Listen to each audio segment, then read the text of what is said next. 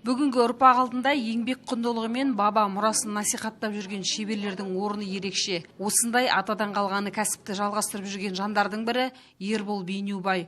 Оның қолынан шыққан бесіктер бүгінде сұранысқа ие. Сондықтан ол киелі мүліктің бірнеше түрін жасау үшін көбірек талаптануға тура келгенін айтады. Мұндағы бесіктердің ерекшелігі салмағы мен безендірілуінде болып тұр. Бізде бесіктердің негізі 6 түрлі бесік бар. Бубек деген бесік бар, оның екі жағы жабық болып келеді. Бэйби дейтін жастар көп болады, негізі екі жағы ашық бесігіміз бар. Сосын құлыншақ деген бір жағы ашық, бір жағы жабық, жаңағыдай бала өсіп кетсе аяғын шарқып қойып жата беретін бесігіміз бар. Сосын көшпенді дейтін жолға жүруге ыңғайлы болғасын, трансформер болғасын, көшпенді деген бесігіміз бар, және шаңырақ деген жаңадан шығып жатқан электронный бесігіміз бар. Енді біздің бесіктерден айына бір 30 бесіктен жоғары жасаймыз ғой негізі. Біздер неге батыс өңірлеріне, мысалы Ақтөбеге, Оралда сатады біздің бесіктеріміз, Атырауда сатады, Жаңаөзенде сатады.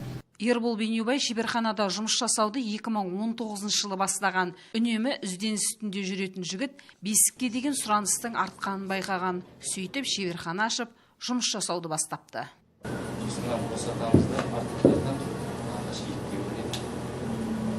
Бүгінде ағаш шебері бесік жасаумен қатар балаларға арналған орындық, бірден 3 түрлі бұйымға айнала алатын отырғыш пен сандық сияқты жиһаздарды да дайындайды.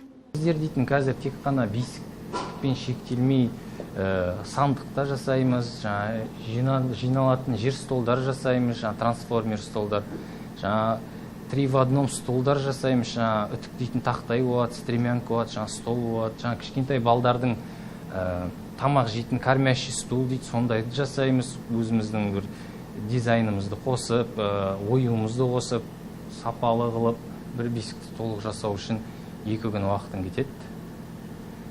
Енді біздер көп қылып жасаймыз ғой, бір аталар бір жасағанда 20-30 қылып.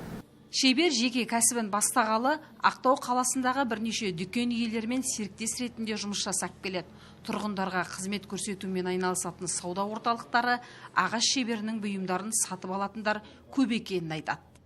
Біздің дүкеннің ең өтімді товарларының бірі, сұранысқа ие товарларының бірі ол әрине осы біздің бесіктер. Ербол мырзамен жұмыс жасап келатқанымызға 5 жылдан уақыт өтті.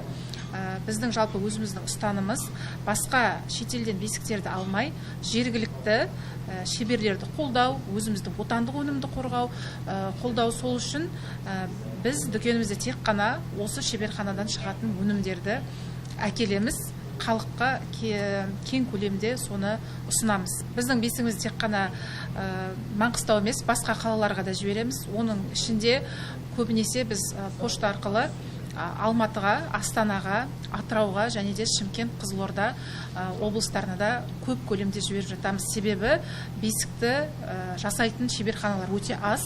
Оның ішінде ол Маңғыстауда кең таралған. Сол үшін адамдар осы Маңғыстаудың бесігін жақсы көреді, біздің тұтынушыларымыз. Ағаш өңдеу оңай сала емес. Сондықтан шебер бұл іспен айналыспас бұрын бұл саланы зерттеп, кәсіби тұрғыдан тәжірибе жинақтау керек екенін айтады. Ербол Бейнеубайды бұл арнаға әкелген ұлттық өнерімізге деген құштарлығы болатын. Сол себепті шеберді қазақ қолөнерін насихаттаушы әрі жалғастырушы десек те артық болмас.